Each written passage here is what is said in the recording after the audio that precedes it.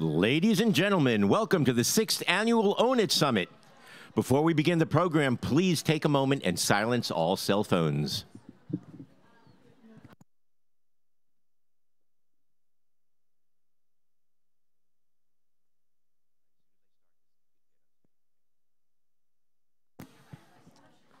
Please welcome Georgetown's Phantoms.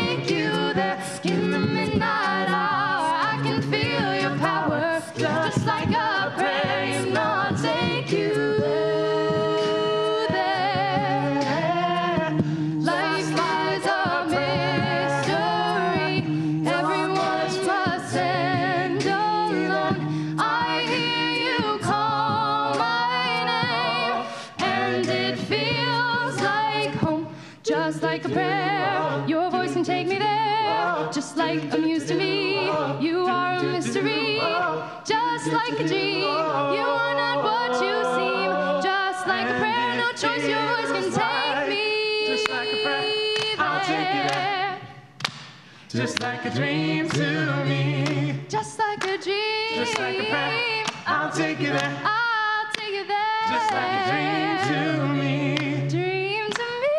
Just like a prayer. I'll take you there.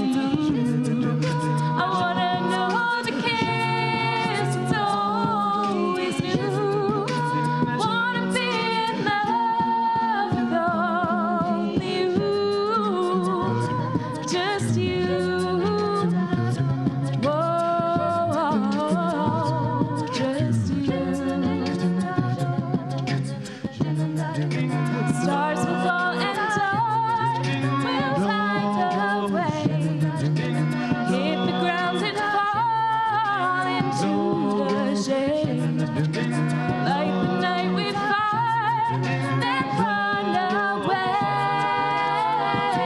with you. I wanna run away with you.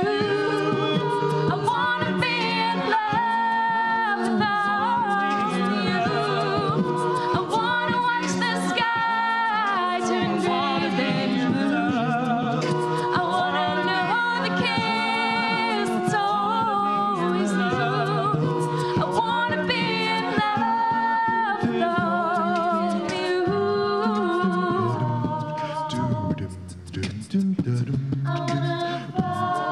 I wanna be in love with you. I wanna be in love with you. I wanna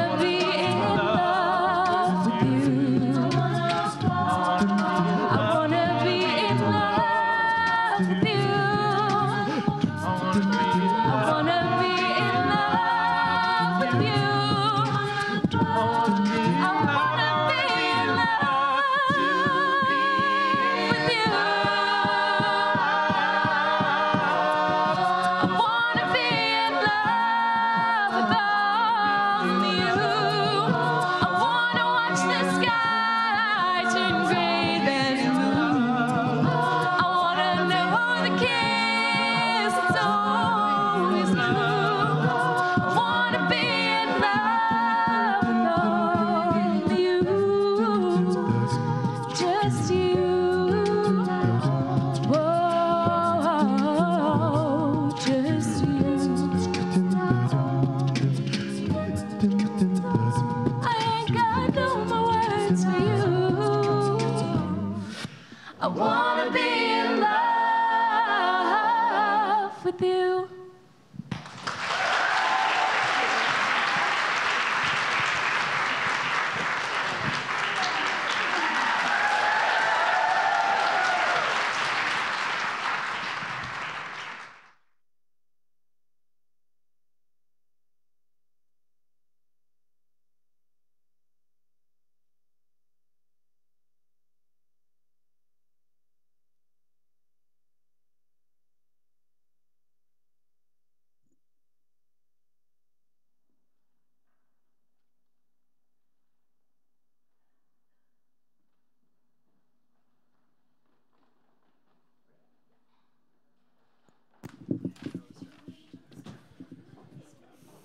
Ladies and gentlemen, welcome to the stage your Own It 2019 co-chairs, Paige Taylor and Sophia Cartala.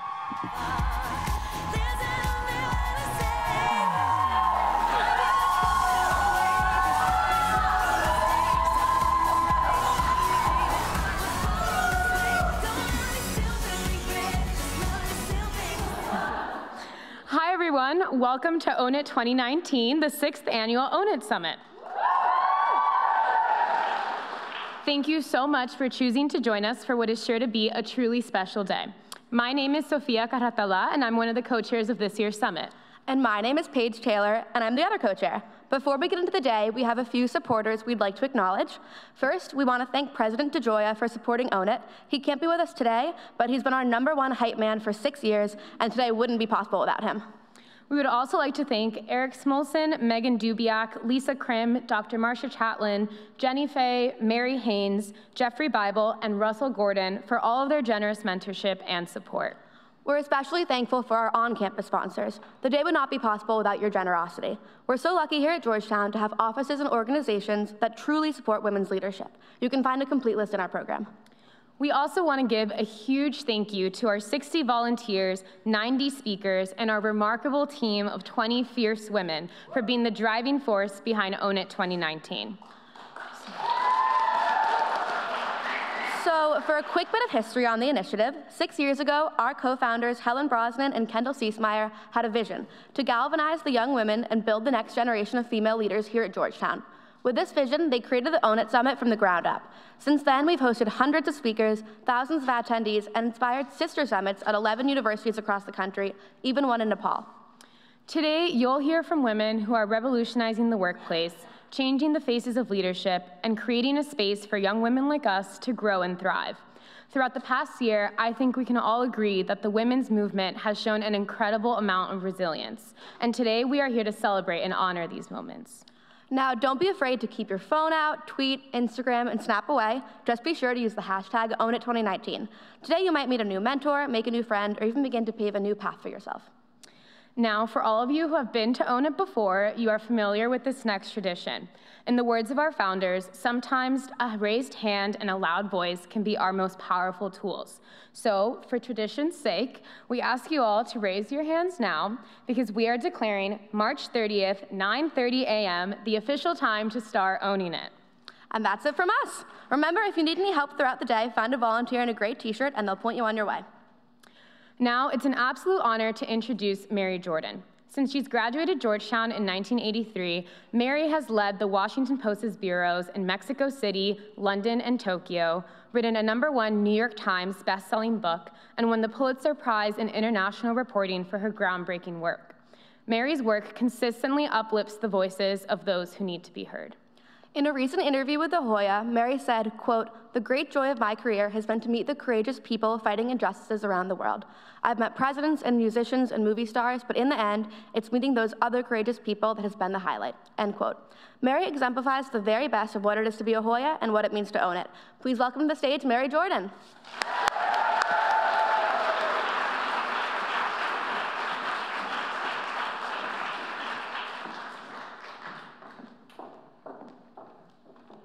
Good morning, Georgetown. It's an exciting day, and you know, the thing that I'm most excited about is that you guys showed up. Because there's a lot of options on a beautiful Saturday, especially at this time of year, and you picked well. You're gonna hear something, every single one of you. You're gonna hear something, you're going to get to know somebody, and you're going to be guided by something that happens to you today. I know it. I was in your spot more than 3 decades ago, and as the daughter of immigrants, my parents came to this country from Ireland, and you were supposed to be a doctor or a lawyer. If you had a college education, that's what you're supposed to do. And I was kind of paralyzed because I thought, the LSATs. Didn't really want to do that. And I thought, oh God, help, if I was operating on somebody as a doctor. So it was stressful. It was stressful to be a Georgetown student because I was struggling about what I wanted to do. And in this building, there was the president of the university, Father Tim Healy. And I took a poetry class from him and got to know him a little bit. And I liked to write, but I thought it was really hard work. It was like over and over, it's never done. I was like, maybe I should do math because it's like you can add it up and it's done. And I kept saying, I kind of like to write, I like the satisfaction of it, but it's such hard work. And he said, come to my office in this building. It was a moment that I will never forget. And Bill Clinton was the president and asked Tim Healy to help him with the draft of one of his speeches. And on his desk, he had laid out draft 1, hours later, draft 2, and it went down that way. And he goes, I'm a pretty good writer. I'm in that draft 9.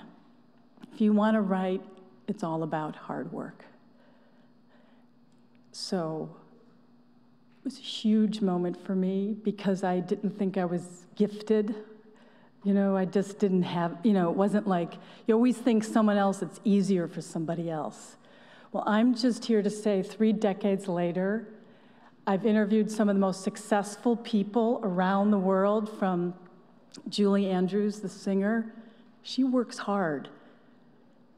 Paul McCartney, another musician. Talk about work, the hours that people put into this. Last week, I was in Plains, Georgia with Jimmy Carter. That guy works, he's 94, and he's still putting in the time.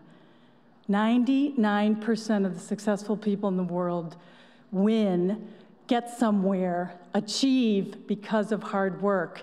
And that should be a huge relief to a lot of you out there, because you don't have to be born with the eye of Picasso. even these talented singers have to put in the time. So I guess that's my message to you and to Tim Healy, who gave it to me. And speaking about hard work, today, you know, the two fabulous women who were just up here, the co-chairs, Sophia and Paige, they spent about 100 hours each putting this together. And Emma Fahey, there are so many people behind this Own It Day that I'm truly proud, and I know that a lot is going to come out of it. I was looking at the program, and you know, you guys should be excited. Look at this thing. If you want to be in finance, if you want to be in diplomacy, if you want to make money, cybersecurity is a very good thing to go to. Tell you, they're really looking for women in that. But ambassadors, this is amazing. 100 speakers. What a day it's going to be. Breakout sessions, and you can kind of find anything that you want in here. Milan Verveer, by the way, I don't know if she's here, but she is a treasure to this school. She's been all over the world helping women in every different way. Of course, a lot of people are excited about the teacher that everybody loves, Professor Chatelain, who's going to be in conversation with Alexis Coe. I don't want to not name people. I write about politics for the Washington Post, and there's an exciting thing going on Capitol Hill where we've never had more women. They didn't even need a woman's restroom up there for a long time because there were no women. Historic number of women. I was there election night at the Post, and it was going, 90 women. Oh my God, 95. We're going to hit 100 tonight. Women blew past 100 in Congress for the very first time. And while that's a big thing to cheer about, and there's going to be talk about the WAVE panel, we do need to remember that that's still only a fraction, and there's a long way to go. So when you're looking today, I just want you to remember that there's going to be a lot of focus on the people up here, but my focus and my hope and my heart will be with every one of you out there. Think of what you are going to grasp onto and learn from today and get inspired by, because I want you to be bold. I want you to know that you can do it. There's no geniuses up there that are any better than you guys are. You came today, that says a lot. And as my daughter, Kate Sullivan, another Hoya, she only graduated 2 years ago, and now she's a reporter at CNN. As she would say, you guys got this. You can do it. So with that, let's start Own It 2019.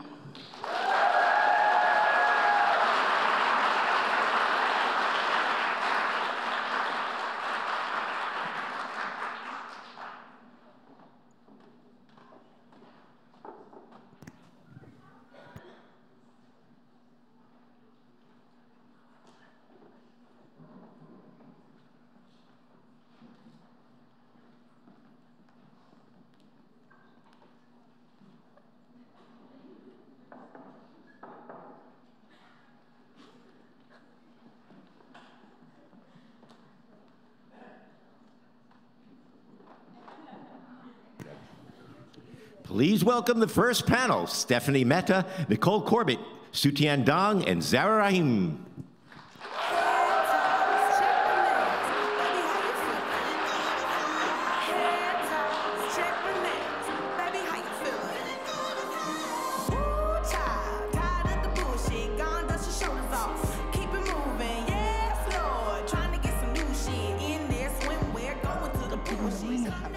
Good morning, everyone. How are you today? My name is Stephanie Mehta. I'm editor-in-chief of Fast Company. And for those of you who don't know, my connection to this event is that Paige Taylor's father started Fast Company 25 years ago. And so it's an amazing legacy that he has left me, and I'm truly honored to be the editor of this incredible brand, and it's been wonderful to be able to work with Paige on this, so I'm really grateful to be here. We have a wonderful panel for you today, and I wanted to let you know we're going to have time for a couple of questions at the end. So as you're listening to this amazing panel, if you have things that you'd like to ask, save them for the end, and we'll try to get to some of your questions before we wrap up for the morning. To my far right is Zara Rahim, who is the head of strategic communications at The Wing. Who here has been to the Georgetown location of The Wing? Good group? All right, well, if you haven't, please check it out. It's an amazing institution. They really are an international network of women's clubs, and we're going to hear a little bit more about The Wing in just a minute. In the middle, we have Sutian Dong, who is a partner at Female Founders Fund, which is a venture firm whose portfolio includes some really great female-founded and female-led companies, such as Shine, Landit, Zola, and Thrive Global, which is Ariana Huffington's latest venture. Welcome, Sutian. Thank you. And Nicole Corbett is founder of Worn, which is a creative agency building brands for the female perspective. And her clients include Bumble, Michelle Obama's Let's Move, and Makers. Welcome to all of the panelists.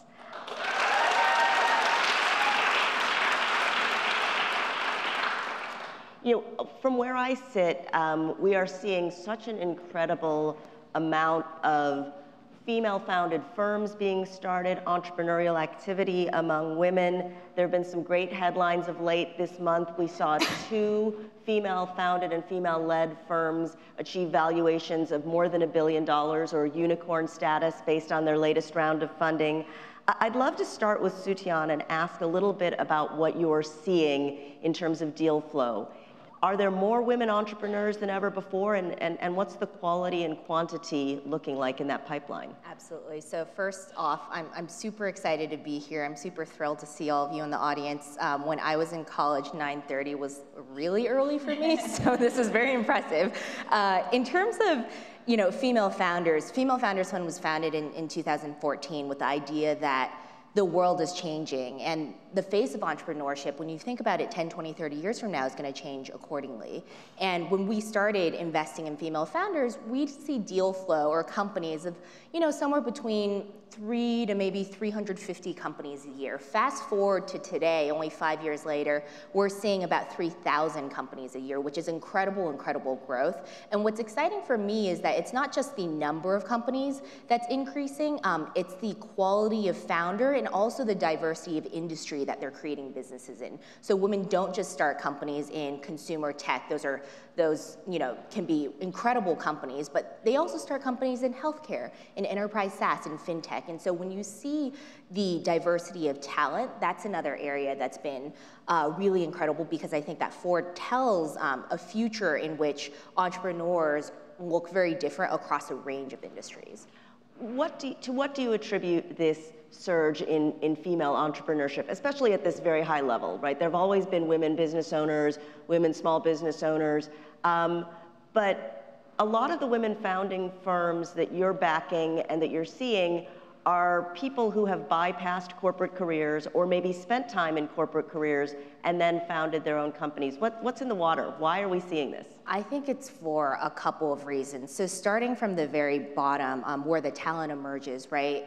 Women are growing up in tech companies in larger numbers than ever. So women are growing up in companies like Facebook, Instagram, Snap, LinkedIn, you name it. And they are solving problems that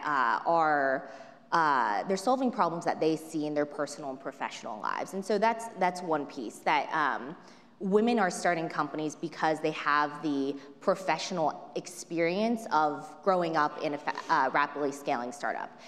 The second is that I think there's more examples than ever for women who have achieved success. If you look at, Stephanie, you referenced Glossier and Rent the Runway as the first 2 female unicorns in New York. More women are not just starting companies, but they're scaling companies. And so for entrepreneurs, they're looking at those examples and saying, oh, I can do something like that. I think the third reason is that software is eating the world, right? And the industries that have historically been untouched by software and by technology are now being touched by that. And for a lot of these industries, women control a vast majority of spend and influence. So I don't think there's anyone better to solve those problems than the people who experience the problems themselves. Zara, at The Wing, you recently raised a fairly large round of financing, and your founders were very intentional about wanting to make sure that the investors were either women or were firms that had women partners. What was the reaction to that? Why did you set those parameters, and what was the reaction? Yeah, so I think if you haven't been to the wing before, you walk in and it can say this over and over again, it feels like a utopia in very many ways. You can describe it as many times as you want, but until you walk in and see the actuality of women working and just doing badass things, it's actually kind of, amazing to see. And I think one of the things that over the past 2 years that we've seen is that we actually learned a lesson that, there is no reason why there shouldn't be women on both sides of the table when it comes to a major financial transaction in Silicon Valley. And so for us, with our last investor, Sequoia, we had an amazing lead investor named Jess Lee, who's incredible. Sequoia is traditionally a software investor, and for us, we were really kind of attracted to the idea of having a lead be a female. And so I think for Audrey and Lauren, it was this idea of, Series B was Lauren literally 9 months pregnant, closing a $32 million round Series B. And then, this last round, we had incredible investors, not only from Jess, but from leadership from Time's Up. We had women from the US soccer team invest in our company. And then additionally, we had a lot of fantastic, women, various from places like NEA and Upfront Ventures as well. So I think for us, it was just to say that there is a possibility that lies in being selective about the type of people that you allow to invest in your company, and what that ends up allowing you to do is scale your company in a way that feels, I think, good to you and allows you to have people who are going to be supportive of the types of decisions that you're making, especially as a female-focused company. And so I think that was really important to us going in. But make no mistake, these investors are not putting their money into the wing because it's the right thing to do, or because it feels like a good thing to do to support other women. I mean, in fact, because you have the ability to turn away money, it just underscores the strength of the business model. Totally, and I think that that's something that we're seeing more and more, is that it's just smart business to invest in women, period. And I think that people are seeing that women are better investors, that they scale companies in more effective ways that are financially sound. They're making wiser investments. One of my first jobs ever was working for a man named Mohammed Yunus, who started the concept of micro credit loans, and he found that women were just the best investors, period, from every angle that you looked at it. And I think that for us at the Wing, what we saw was a company that was able to scale in 2 years from 200 members to 7,000 members today. And what investors were seeing was something that actually worked. And I think that was more and more what we're seeing across all industries, is that women are just wiser business leaders. And so, yeah, we're hoping to see that trend continue in all of the other businesses that are actually coming out of the Wing as well. Nicole, you launched WARN in 2013, so you've been at this for a while. What changes have you observed among the female clients that you work with? And more specifically, has there been a change in the kind of messaging they want to communicate? Have they changed in the way that they want to present their brands? So in 2013, when I started WARN here in DC, actually, I eventually moved it to New York. I could feel that there was just sort of like this underlying tension. I could see that so many women were starting companies, but it was still sort of bubbling. And so I really thought it was smart, to make a bet on women that they were going to, be very much the future of business and solve problems, like Suchan was saying, solve problems that they were seeing in their everyday lives. And so we've seen that happen more and more and more. Women have really come forward and said, we don't want products. 80% of products, in the last forever, really were invented by men and sort of designed by men. And so I think more and more women have said, why is that? Why do we have to put up with products that don't actually serve our needs the way we want them to? Let's just reinvent this. Let's totally reinvent the business models. And so I think that's been really, really, really exciting. Another thing is that I think women have become because they've also, grown up and decided to face a lot of different issues that they see in the business world, sexual harassment being one of them, the wage gap being another. I think many women have become, thankfully, extremely emboldened, in newer generations to go out there and say, these things are unacceptable and we want to, create the world that we want to live in our own image. And so that's been really exciting, and I think that has translated to the kind of brands that women build. Right? They want to get rid of taboos, get rid of stigma, like being embarrassed about having your period is not a thing anymore, that's not acceptable. And so I think that's just so good. I think it emboldens women and consumers. And another thing that's really interesting is that we work with not only venture-backed companies, but several of the biggest global corporate companies in retail and in CPG, and they've taken notice of this, either in acquiring those companies or in incubating their own companies that are focused on female consumers because they acknowledge the buying power of women. Sutian, do we have to make sure that we don't, as a community of women financiers, communicators, brand builders, journalists, that we don't get complacent here? Because as much as this is sort of a golden era for women founders, I think many people have cited the statistic that only 2.2% of venture investing in the United States goes to women-backed firms. There are still lots of instances of sexual harassment. Even the women that are going out and raising money and raising C and D rounds say they still encounter bias in that environment. Where do you think we are in the continuum, and is there a risk that some investors, male investors, might say, well, women can become unicorns too? What's the problem here? So that's a great question. So for us, and I speak to this problem from my perspective, which is as a seed investor, which on the funding spectrum means typically some of the earliest money that goes into a company. Since Female Founders Fund was started, we've always run this study on an annual basis that tracks the number of female-founded companies that have raised Series A's and the change from year to year.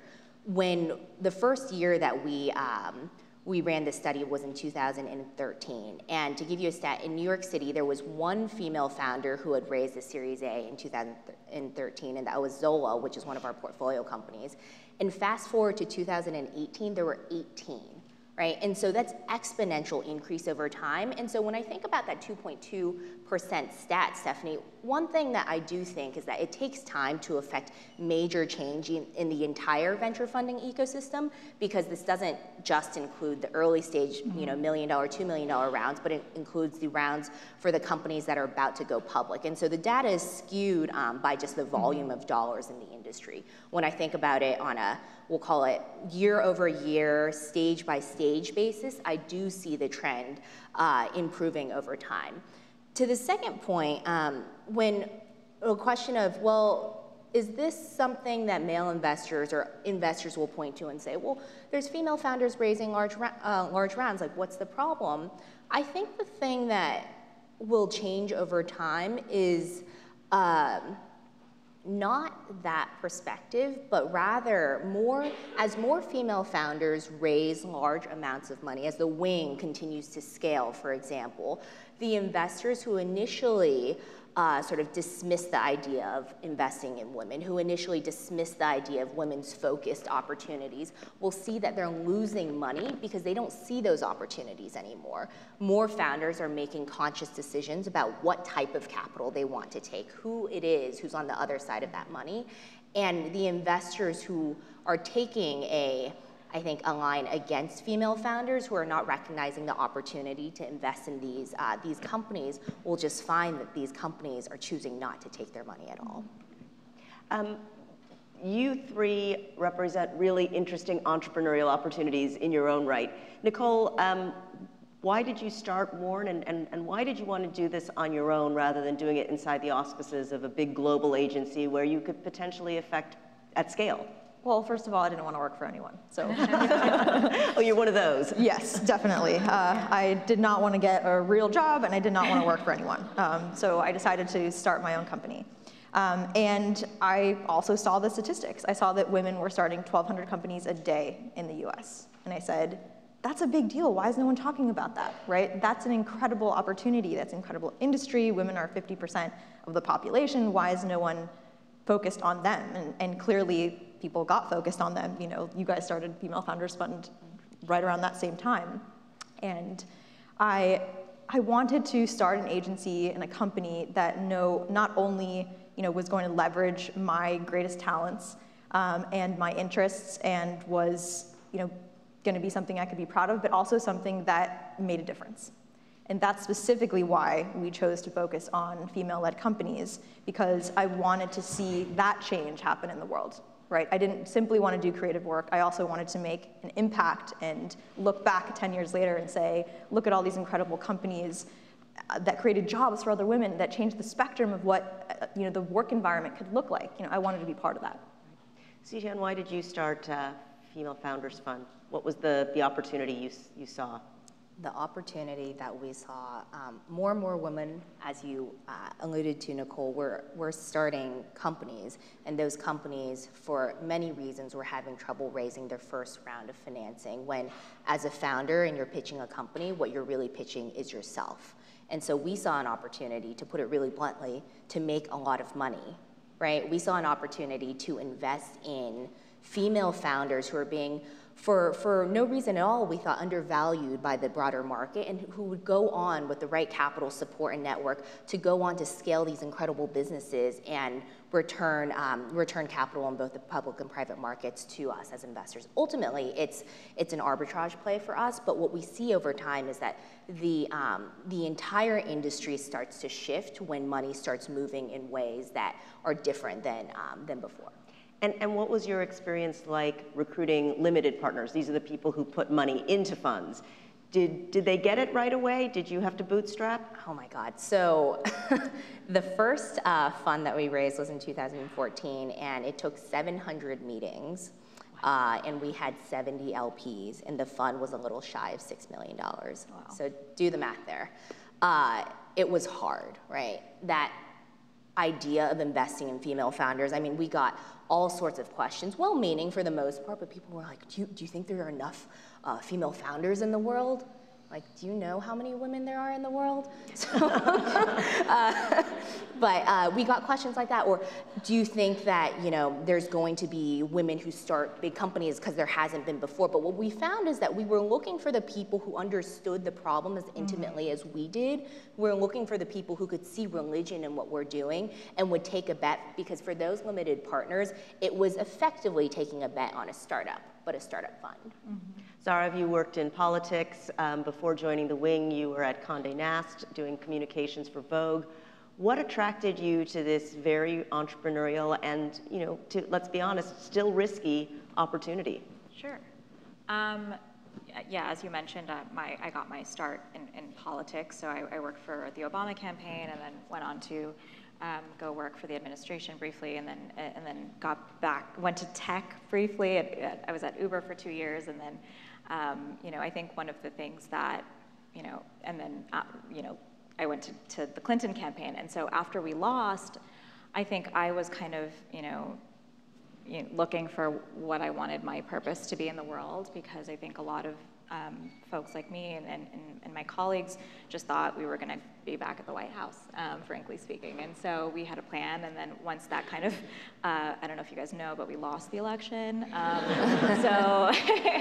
So for me, it was kind of like this opportunity came up with Condé Nast, and I knew that for the most part of my career, I kind of had worked at what felt very much like startups, as much as kind of, people like to say the White House is this institution. The Obama administration was very much like a startup. We were, writing new rules. We were doing a lot of things, from just making things up as we were going, especially in the digital office. And so, once I kind of, went to Vogue and realized I was in a 125-year-old institution that was traditionally run by white people, and I had my limits there in the things that I could execute. One of the things that I really wanted in my next role was to be able to find a space that was going to allow me to make change in a positive way, because that was just something that I was used to being throughout all of my careers. And so, I had I remember the moment that I went to the wing for the first time was when Hillary went, and it was the first time I'd seen her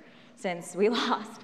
And I remember walking into this room and like, you know, and 600 women just lighting up for Hillary. And I remember sobbing. Like I broke down into tears and I was like, she matters, it all mattered. Like, and then like, and that was the moment that I was like, this is an important space. And this is something that women were eager to be a part of. And, you know, one of the things that I think when I was discussing the job with Audrey was talking about how we were kind of bringing this movement that was happening outside of our walls, from Me Too to, you know, increasing the amount of women that were visible in their founder roles or starting their own businesses. It was just something that felt right, and also something that I could do that wasn't attached directly to government or politics, that I felt like I could impact the most change in. So it felt so obvious, I think, in many ways.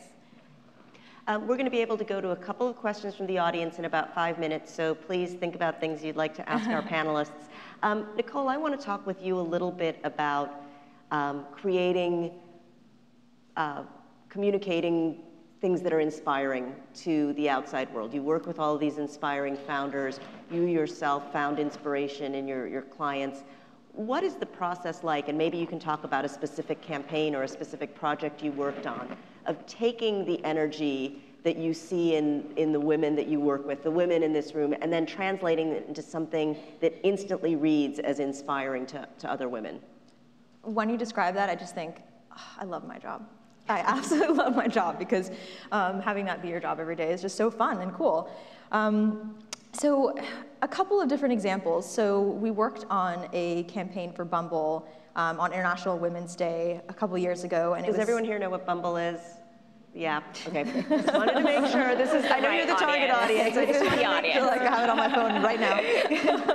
Suchan's wearing the yellow. Yeah. So it's all good here. And that was really interesting, because we were working with them and trying to figure out, well, what do we want to say?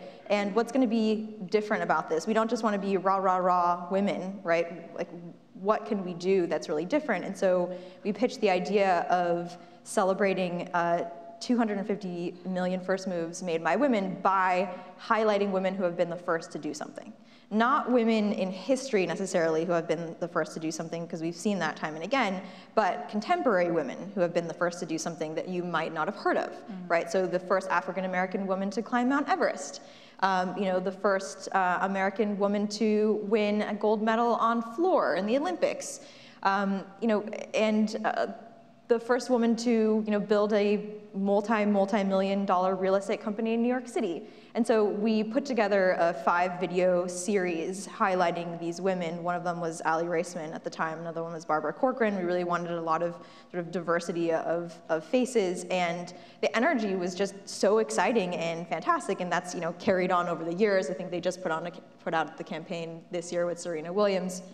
And so just the energy around that is awesome. And then we just ran into Aly Raisman at JFK a couple of days ago, and she was like, I loved that campaign, let's do it again, which was really fun. That's very cool. And then we just, last year, worked with the mayor's office of New York City with Deputy Mayor Alicia Glenn to launch Women NYC, which is really the first commitment by a city in the United States to create policies focused on women to lift women up.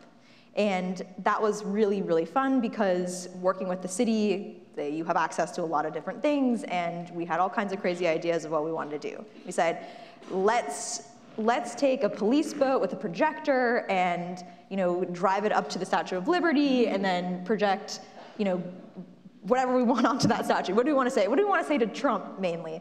And so she was really into that. We ended up taking over Washington Square Park and doing just sort of doing a takeover there, and then doing sort of a citywide campaign. And now there's a digital destination where you can go on and find all the different city resources that are focused on women in New York, and we're really hoping that that translates to more and more cities across the country doing the same.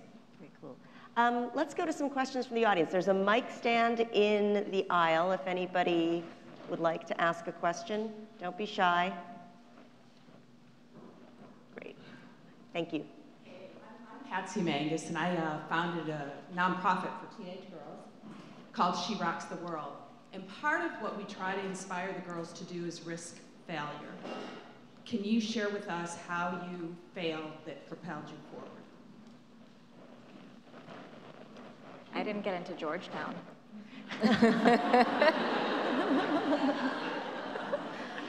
So, no, I mean, I think like, I've been thinking about that, you know, I've been thinking of, I was talking to my mom as I was walking in about like how different my life would be, you know, like, and how, you know, I don't believe in the idea of like failure as like something that like you have to like look back and be like, that was that one moment. It's like all of our, you know, moments in our lives are things that are supposed to happen exactly in that moment. And I think about the time where I, you know, had no clue what I wanted to do. I was a terrible student. Like, let me just get that. Like, I was awful. Like, I was an awful student. I hated school, but I loved learning.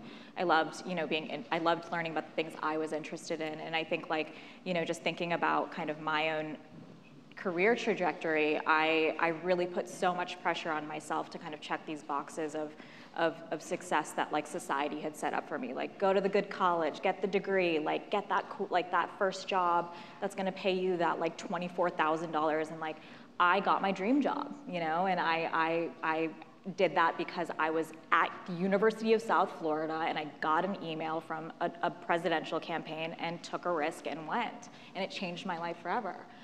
So I don't really believe in failure as like a kind of like, you know, defining like thing. I definitely believe that, you know, society will tell you it's a failure, but it's something that's supposed to happen to you for a reason that I think is important.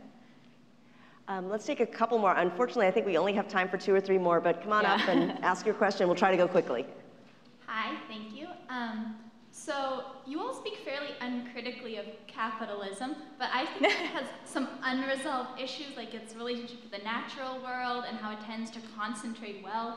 And I wonder if you think female-founded capitalist ventures have a better chance of opposing that than what we've seen yet. So speaking from my vantage point, in our portfolio, I found that our founders are much more concerned about giving back to the community. Most of our companies have give back programs, and those take many forms.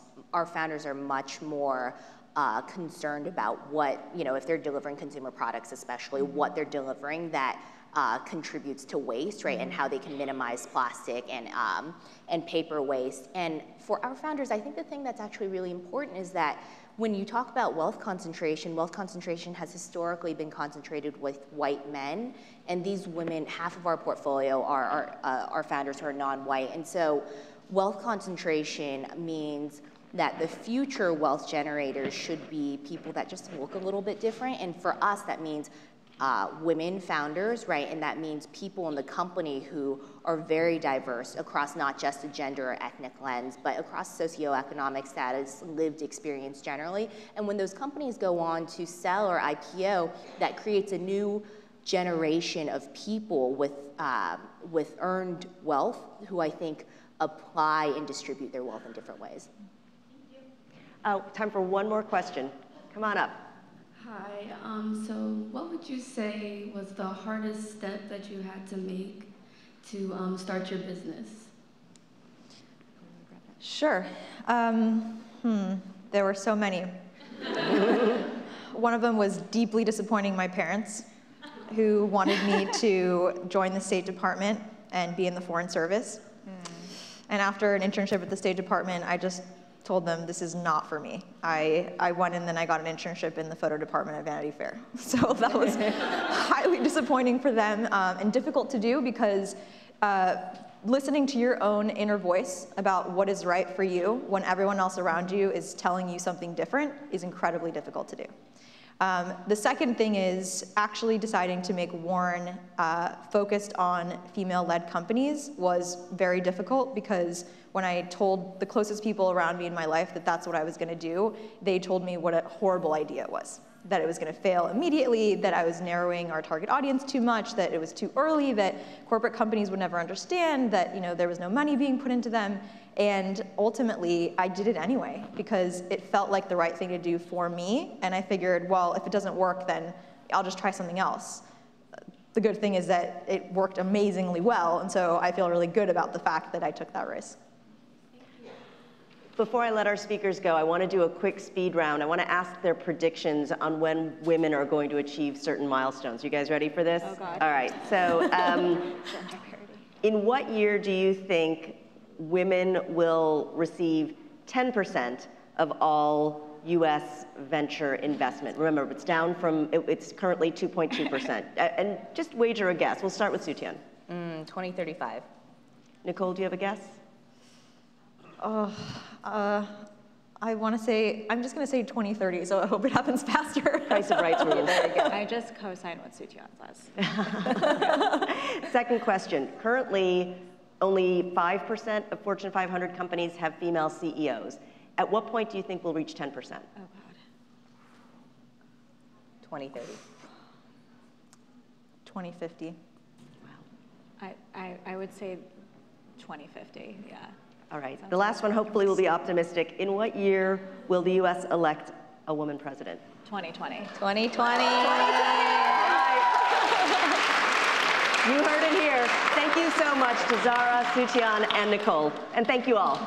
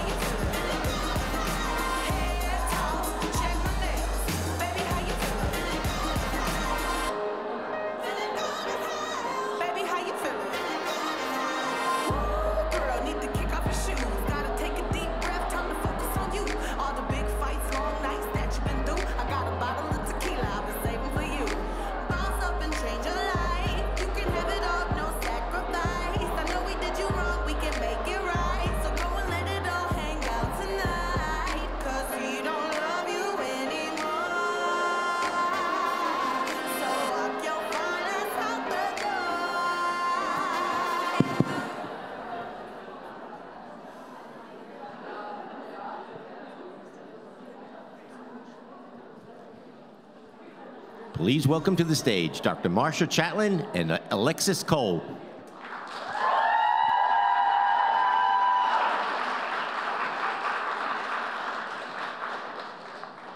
Hi, folks.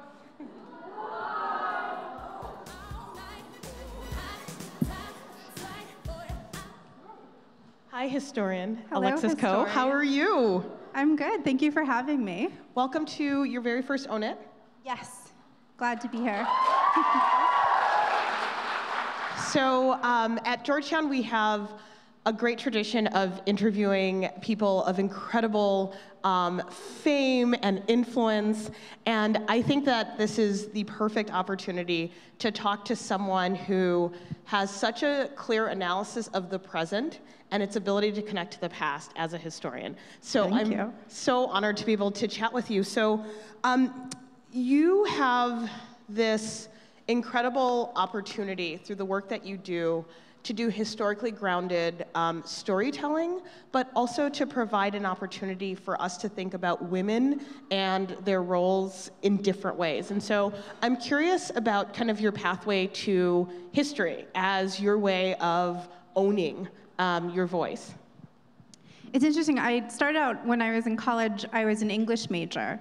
And on a really different path because I'm an American historian and I loved Irish literature and poetry. And I wrote my undergraduate thesis on Ulysses. And what interested me about it was the fluidity of gender roles. And in order to understand Ulysses and Irish history, you have to take history classes. And so I started taking it and taking different classes on Irish history, but then to get to certain classes, you had to take, basic American history. And then before I knew it, I got a letter from the university asking if I wanted to double major because I was there with credits. You just stayed. Excellent. Yes, and then it just made sense for me. I loved school, I loved learning, and I just didn't feel like I had done nearly enough. And so I continued, and then what's actually, this is a point of departure. I was in graduate school, and I had been accepted to the Berks Conference to give a panel. Very exciting. I get to the Coachella of lady historians. Yeah, it's huge. It's also we the camp best out dance just to go. party. And they do have a dance party. It's so sweet. Lots of dance goes. Lots of dancing. And I went there, I was so excited. It was such a big thing for me. My department sent me. And the conversation devolved into semantics, and there were like 3 people in the audience. And I went home kind of dejected and thinking, well, where will my work go? Who will read it? And at the time, I quite fortunately lived across the street from the Brooklyn Historical Society. And this is not something that graduate departments or history departments prepare you for. There's one path, it's tenure, and that's the goal, and you do whatever you need to do to get it. So I didn't really understand even, how public institutions function. But I had a package, which, I didn't have to pay for school, and I was pretty comfortable. So I walked over and asked them if they had any use for a graduate student. And they had an oral history program. And I found that it was incredible to go into real, living, breathing places and talk to people who had experienced relatively recent history or were the inheritors of history from their parents or from an institution they worked at or lived in some cases, in historic places. And then from there, I always go into something, with every, you have to do things that you're passionate about, or else what's the point? So I don't just sort of like check off boxes, I do the thing. And then they hired me as a project-based oral historian, and my boss there said, there's this job at the New York Public Library. I've seen it once every 20 years. You should probably apply for it. And I, at the time, thought, well, I can't. I've just taken my oral exams. I'm a couple years into this, and I went.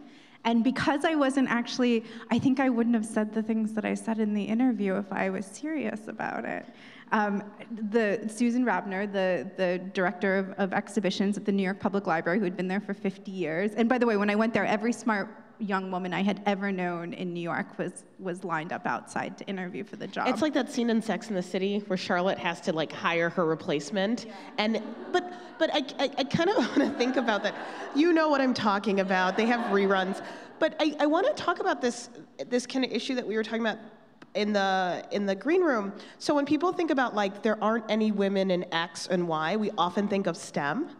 But we are in a humanities-based field, and there's still no women. So when you said that you saw all the people lined up, that was like all the people. Women work in, it was all the women. And women tend to work in public institutions. They work in publishing. However, you'll always notice that the top, the management, the directors, they're always men. And then even within my field now, I think of myself as a political historian, but I'm often called a women's and presidential historian. And I don't think that's so accurate. And I also think that there's an othering of women's history. Absolutely. Women also had history. I don't love that hashtag because of the also. They also know history. I think that it's a really lonely place. I'm often the only woman considered in a documentary with presidential historians. If there is another woman, she's written a book on the marriage or a side approach. It's not like a comprehensive thing. It's still pretty lonely, and that surprises me quite a bit at this stage. And so in the kind of body of work that you've done, you have completed a presidential history. You've done a history of 2 women who were kind of lightning rods in their time. If you're not listening to the No Man Lands podcast from The Wing, Alexis is telling these incredible stories of women who have been written out of the frame. And so when you think about like that connective tissue among the people you write about, what are the things that inspire you to move closer to their story? So it's interesting, some you've never heard of. and you've never heard of them because they weren't significant. For a long time, for women to be significant in the collective memory, they had to be what is known as domestic witnesses. So Whitman's sister, for example, her journal is going to be read for what he ate, what he said, where he went, and with no, like in a really narrow way, so that, and mostly by men, so they don't even look at like, what was this woman's interior life? What was her life like? What can we gather about her during this time? And it's something that actually really scares me about this month, is there's this impression of this this sort of like hashtag boss lady thing, where if you weren't at the center of everything at a time where you really couldn't be, that you weren't an influencer, that you didn't have that you didn't actually have a place and you didn't do anything. And then what's interesting is, so there are those women, and then there are the women who have been completely misrepresented. And one of the examples of that is the most sort of surprising, I guess, episode of No Man's Land is Sylvia Plath. Is also the most popular. And the reason that is because, you know, she's presented to us as this woman who was always this like perennial depressive, who was just like hurling towards suicide, and that if you like her, it's because you're in college and you're going through some like goth stage, yeah, or you know, you really like your professor or poetry and you think things, you know, you think things and you feel things deeply, and so there's this like general dismissive thing happening. Whereas, you know, when you look at her, you see that, well, one, she talked about it all the time. So you also have to listen to what the women are saying, which isn't a thing that people have done, it seems. It's as simple as that. And you take these two truths. You have to hear what they're saying, and then you have to think about, well, what's actually going on here. With her, she quite clearly wrote that the reason she hated being depressed, which were only 2 major episodes within a 15-year span, which is, you know, a long time for a depressive, you know, someone who does have an inclination towards it, which is different than it, you know, consuming their whole being. She writes about how the reason it tortures her so much is not because she's so sad or this or that or her husband left her. It's because she couldn't write, and that drove her crazy.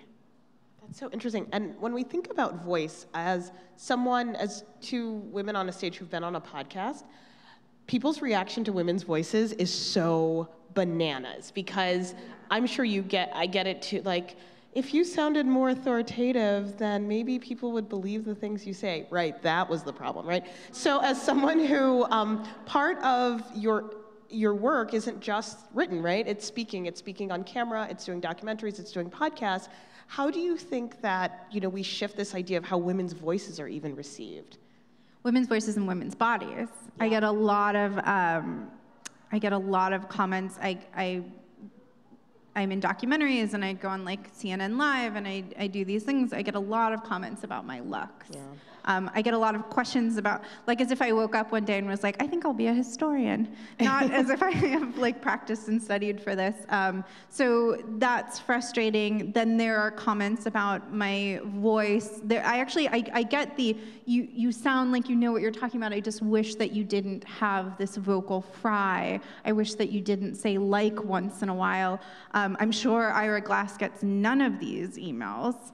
Never. So I think it used to bother me, and now there is a website that existed 5 long years ago called The Toast, and there was and I'm friends with both the people who started it, and they had this way of playing with misogyny, of chuckling about it and making it more of like, as they would say in the South, you know, bless your heart. That's so cute. That doesn't mean something nice when someone tells you bless your heart. It means you're an idiot. And so I have tried to like adopt that, and it has been really liberating. So when I get something, I think, oh my God, this is hilarious. This guy took like 20 minutes to write this. You know, this is what he's doing with his life. Or you know, for the most part, unless it's something that is. There's another thing, and I think the RBG documentary probably, you know, schooled all of us in this, but it's never a helpful or moment to educate if you respond in anger. Both for yourself, I can't like see through my anger, and so I think that it is good to either proceed and ignore people, because everyone has an ability to get at you now on social media and in different ways. So is this someone I'm going to entertain? Is this someone who's worth my time? Or is this just, someone who's doing nothing to contribute to the conversation? If it's an actual, interesting point, which it hardly ever is. Never. Then I'll entertain it, but it's not. So I think it's really picking and choosing what to spend your energy on. So for a lot of us who do find ourselves in rooms where there just aren't a lot of women, we often think about how do we create more pathways? What are the mechanisms so that other people do not have to feel this? And so in terms of thinking about the field of history and storytelling, and also, you make documentary films, your book is becoming a movie. In many ways, you are a one-woman media powerhouse. And so how do we open up that possibility? I think, so the thing I do want to say, and I have a stock email that I send out when young women email me about my trajectory, is I always say that if I write a memoir about it, it'll say, this all makes sense in retrospect. Nothing made sense at the time. I was just picking the best option and doing what I did. I think you have to, so I don't know if I think in that manner. I don't think that I should be excluded for things, obviously on the basis of sex, but I do think that I just work. I don't expect anything to be handed to me, and I don't expect to have the same opportunities as anyone else, whether they're male or female. And I do, however, think that there are ways to lift other women up and make sure that they're included. So I take, for example, I'm curating, or have curated, it'll come out in the fall, the ACLU's Centennial Exhibitions, which will launch in New York and then travel around to 30 cities. And I hired an assistant for that. And I've gone through now 2 assistants. It's a long process. The second one was just a woman who I thought, she tried as hard as possible in every situation. She was passionate. She was responsible. And so for me, mentoring her is really important. And so I think it's sort of a meandering answer, but I think one, don't expect to be let into the room, but don't expect to be locked out either. I think that's really important. And then talk to other women around you, and don't just ask for a mentor. Show that you are not deserving of mentorship, but you're open and you'll benefit from it. And then I think this is one of the saddest anecdotes from the Obama era, which now just seems like a dream, that women at his table had to repeat what another woman would say in order to make sure that she was credited. That happens all the time. You have to come in with a plan. I think you have to be up to something, which is the hardest thing, I think, for a lot of women, especially ambitious women. You don't want to seem like you're up to something, and you have to be up to something. Yeah. And I think we lose, I think we need to appreciate how having a plan before a meeting or before an event. So I'm going to say this about you, and you're going to say, oh, yes, that's a good point. Having a strategy, I think, is so critical for the survival. And so for you, in terms of the stories that you have already been able to tell, what are the stories that you're really looking forward to being able to introduce to a wider public? I think it's definitely the biography of George Washington that will come out in February 2020, which is not something that you would think. First of all, I call presidential history. I reviewed a book on James Madison for the New Yorker, and I really sort of put forth this idea that I've been thinking about for years, which is that it's called dad history, right? That presidential biographies, and it's like the Forrest bias of history. It's like in white, white the men. Barnes and Noble in June, they're like gifts for dad, and it's barbecue books and presidential history. Presidential biographies. As if no woman has ever been like, I want a delicious burger today. Yeah. Let me fire up the grill. Yeah. Yeah, women like to barbecue, and yes. I think women like to read about presidents as much as the assumption is they like to read about first ladies. And I think that the way that they've been written, the way that they're presented, the people who write them, everything about it has been it's this great man history. Mm-hmm. And I don't think that's true. And I think that everyone has to understand the first presidency and to understand why it looks the way that it does. And when you start digging into it, it is really clear what needs to be done. It's really clear. There's so much misogyny, for example, with George Washington. So many of his biographers are really nasty towards his mother. And I use the word nasty because that's the word they used to describe her, which is like would be unconscionable. And that's not words that we use as the historians.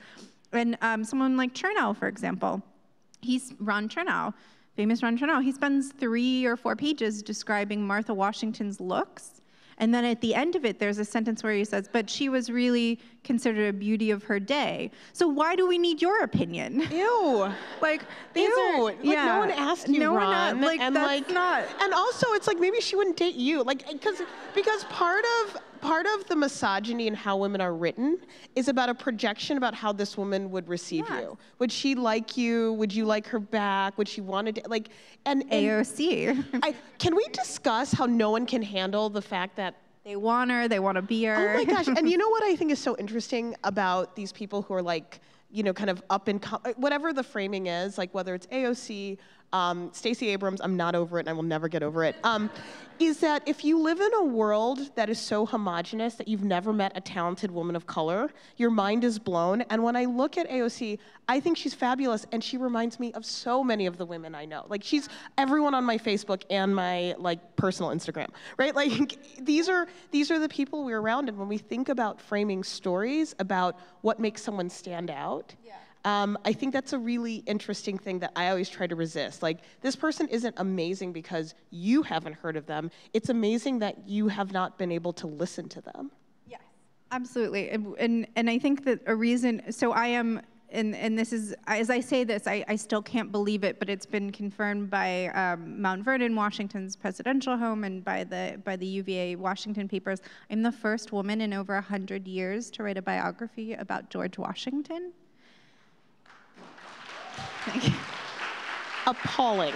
It's appalling, but I think that's because, and you know, as I've sort of said, all the signs were there that a woman had not written a biography about George Washington. Not because there needs to be some like radical feminist perspective, just because, you know, worlds include mothers and daughters, and also just the way that they describe him. You know, they never use the term graceful. They have to use athletic. They have to talk about his virility. Just say graceful.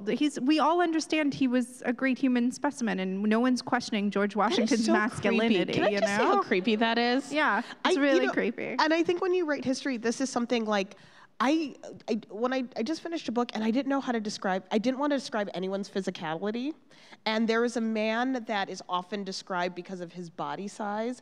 And I was like, I don't want to use any descriptions for this guy, right? I only want to talk about his personality. And then I went back and looked at all of the books, like the petite Congress lady who stormed into the Texas, you know, whatever.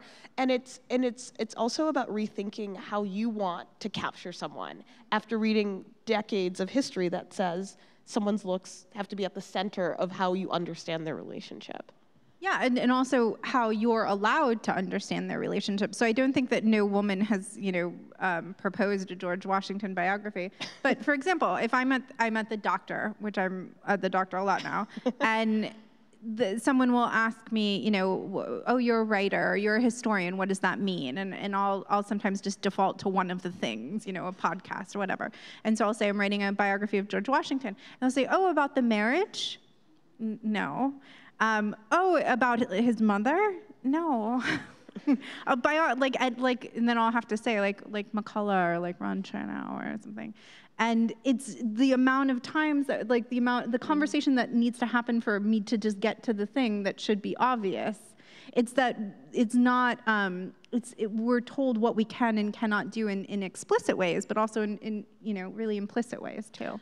So for a lot of the audience, we have high schoolers, we have college students, and we have people who are learning in a moment in which I think the humanities are so devalued, right? It's, you know, everyone has a hot take on education, but no one ever asked professors. So it's like, isn't education wasteful and terrible? And it's like, well, no, I'm not going to say that. But it's this idea of like, what's your major and what are you going to do with it? And some of the seniors are really triggered by that. But, you know, it's like, well, what are you going to do with that, right? And I feel like there's so many possibilities, but I do think we have to kind of make a case for the work we do. And so for some of the students in the audience who are really struggling with that, you know, how do you have that, or how did you have to have conversations like that with, with parents, family, community, and how do you stay the course? I had completely forgotten until this moment that when I told people that I was getting a graduate degree in history, that the question I was often asked, a shocking amount, was why? And this was, and what do you, at 22, 23, I would sort of think, well, I'm really interested in it. I don't know what's going to happen with it. I could find another job. I don't know. Maybe I'll teach. Like I don't know.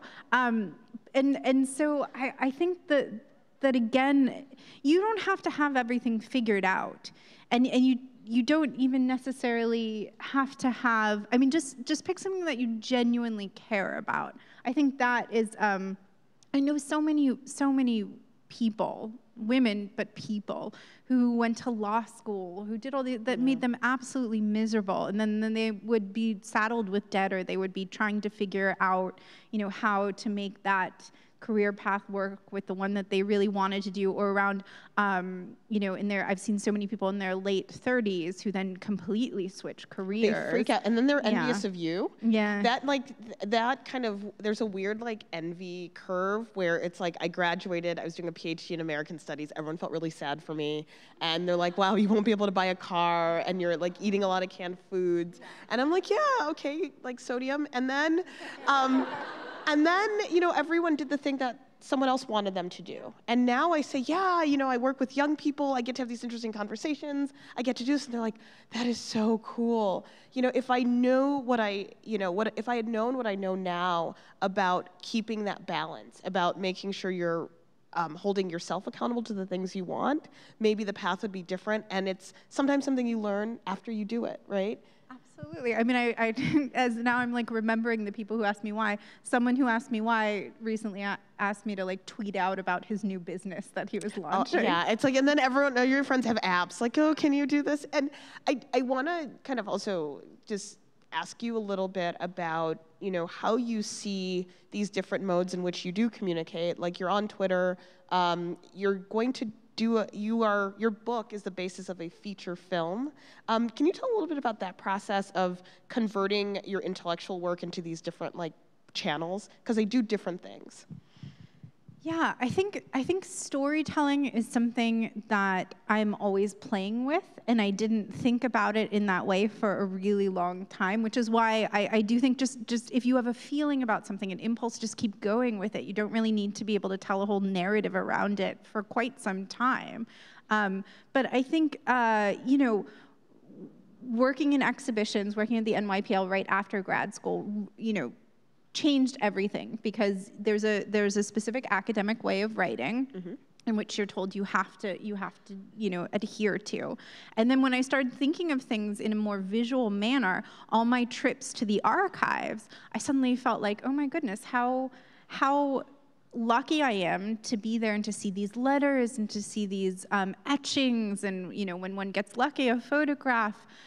And everyone else is denied that. So with Alice and Frida, for example, my very small goal with that book, which I did not think would at all, I thought maybe 10 people would read it. Can you tell us a little bit about what it's about, because it's so fascinating? So this was something I found buried in an academic text when I was in grad school. And Alice Mitchell, at 19 in 1892, was tried for insanity, not for murder, even though it was premeditated. She confessed. There were witnesses. It happened in the middle of the day. She killed her same-sex fiancé, 1892, Memphis, Tennessee, who was 17, Frederica Ward. And she, this is the reason she was tried for insanity, is because she said, I loved her and I wanted to marry her. And the word lesbian is still 40 years in the future. And so I just became really obsessed with this idea that this story, which is something that, anyone would be interested in, because it's a human story about love and about families not accepting you and about society changing, could be a great vehicle to talk about modernity at the turn of the century. And then I had it, because I sort of thought, well, I'm just lucky to have this published. I don't, I'm going to just try and make this what I want. I had it illustrated with my best friend from grad school. Her little sister was an illustrator. And so, I got her to do it for like very little money. And it came out. And then my agency, William Morris, which I wasn't with them when I sold the book, and I never thought that they would even be interested. When I was looking for an agent, I emailed, 20 agencies, and that was shooting for the stars. And I had already sold the book, and my agent, Jay Mandel, who's like Ken Burns' agent, when I had my meeting with him, it went so different than I thought it would go. And he picked up the book and said, I think there's something we can still do with this. And then they optioned it. When books get optioned all the time and nothing happens, but it has been this process where it's like, oh, it's happening, and it's casting next week. That is so exciting. And it's great. And the director and the screenplay writer did The Babadook, and which had sort of a similar like little thing that could, vibe going on. And with that, so then that's a different kind of storytelling where I've sort of passed it off. We had a retreat in Memphis, Jennifer Kent and I. We went and I walked her through the archives, and I walked her through Memphis, and we just had these like really long conversations. And at first there would be these moments where I'd be a little defensive because I didn't necessarily love the take or the challenge. And I realized, but here's the thing, it's not a book of fiction. They don't belong to me. They were women who existed in the world, and her interpretation is valid, and as long as she's respectful, which she totally is, and sort of gets. And so I also try to, and I'm a consultant on that as well. So I put in my input. I read the scripts. I hold back a lot. I definitely bite my fist a lot, but everything's a learning experience. So it's both knowing your medium and always being really curious about how to push your medium. And sometimes it comes in that form. Sometimes it just comes from like Instagram stories. I play around with those a lot too with storytelling. I didn't know what stories was till like a year ago. I don't know. I just like, why are there circles on top of my Instagram? But then then I clicked on one, and but the idea that we can like in real time narrate a process, I think that there's like a radical potential in Instagram stories. It's not just, the things that you see. It's like, I would love, maybe we're starting this now.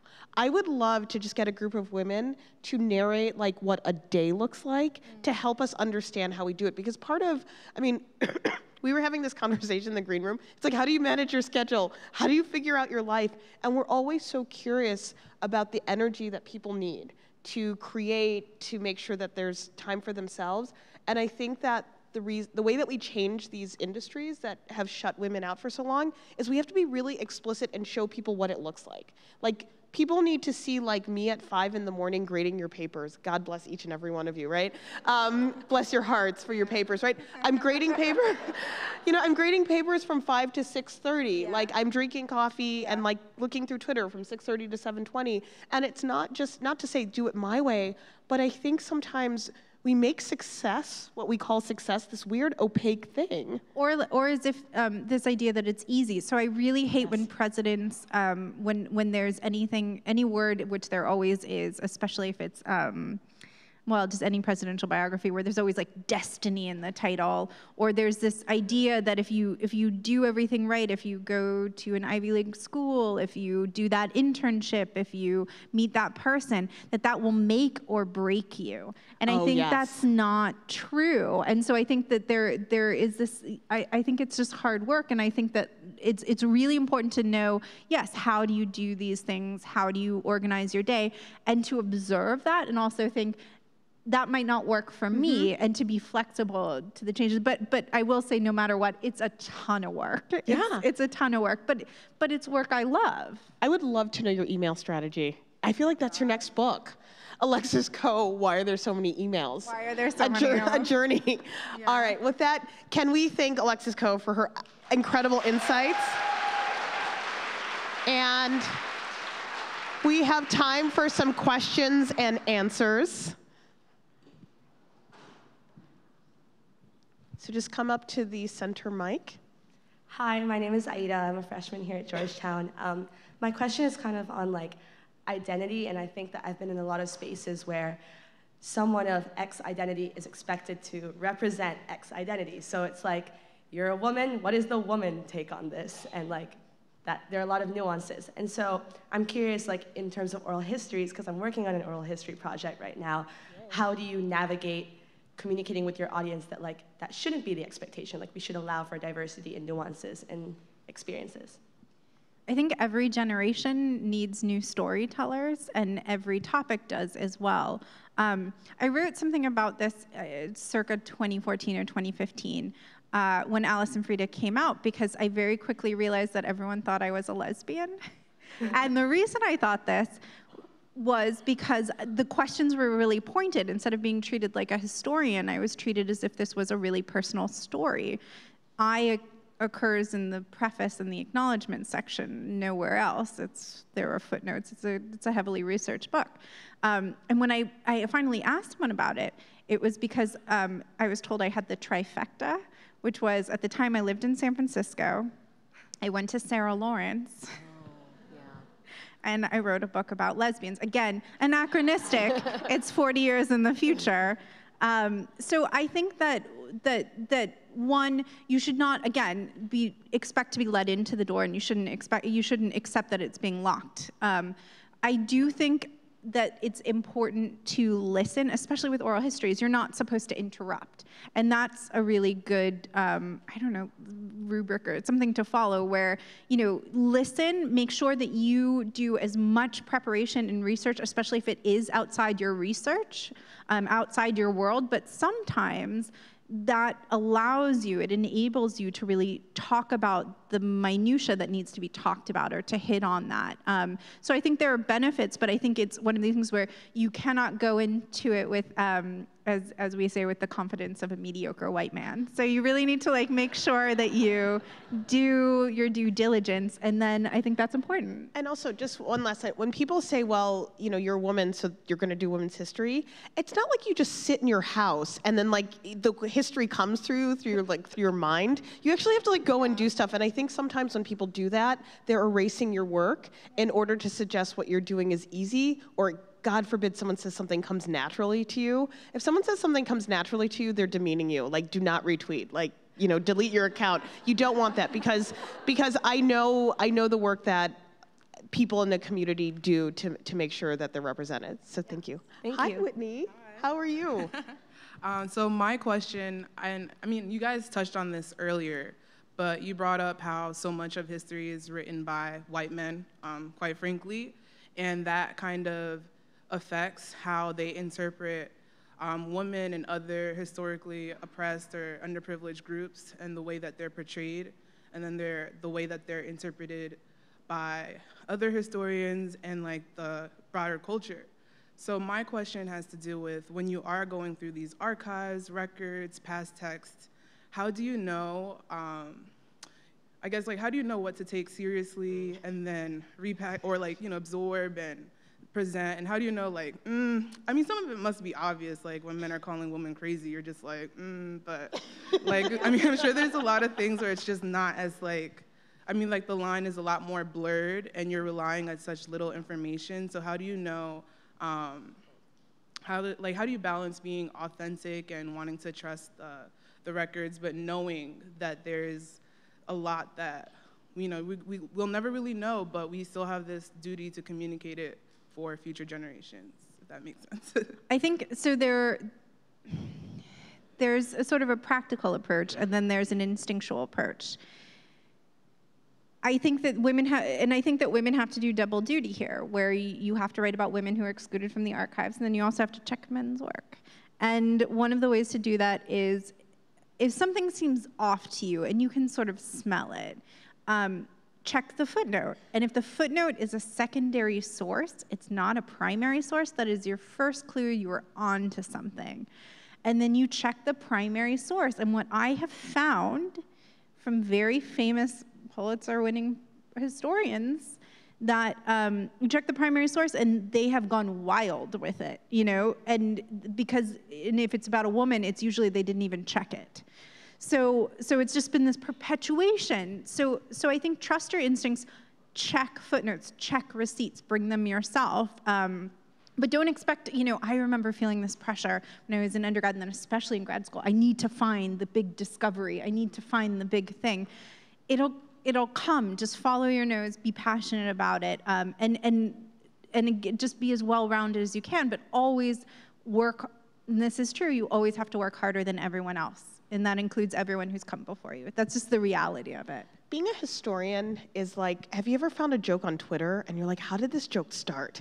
And then you trace back, you feel so proud of yourself when you see like where the origin of it came from, where the meme started, and you're like, I'm so brilliant.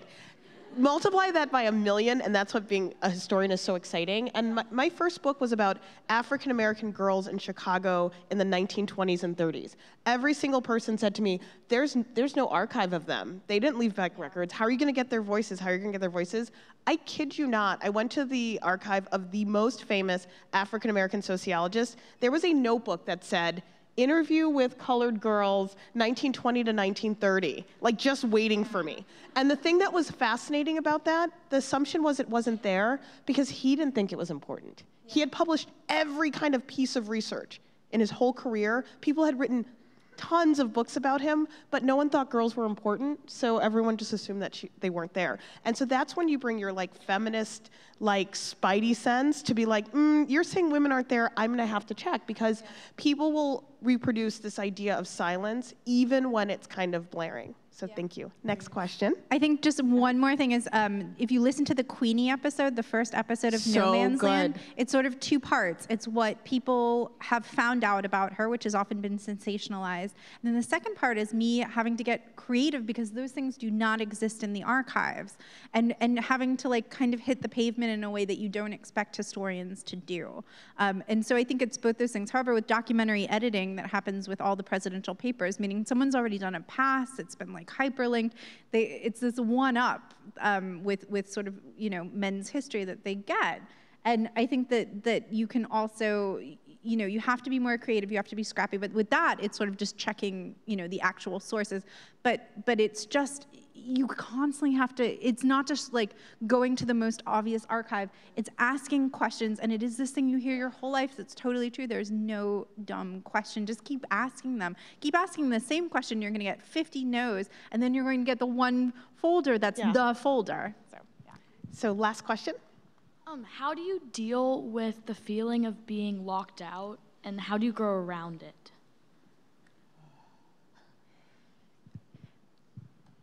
So I'm well aware that I'm the only woman in when I go to a presidential symposium, I am the only woman, and I'm treated very nicely by the majority of the men there who know who I am, and I'm at this like specific place in my career. But for a long time, I was asked whose wife I was, whose research assistant I was. There's sort of this disbelief that I could be a historian. I think I just don't internalize it. It's one of these things where you just cannot take the no. And it doesn't mean that you're just going to insist, but there's always another way in. There's always another way into research. There's always another way into the room. You just have to find it. So the lock, it might be on one door, but it's not on another. And may I add, if you get a bunch of your friends, you can bust that door down, right? So if you can't like bust it down, you get like 5 of your friends, that door's getting kicked down. And with that, kick down every door, folks. Thank you so much, Alexis Coe, for this amazing conversation.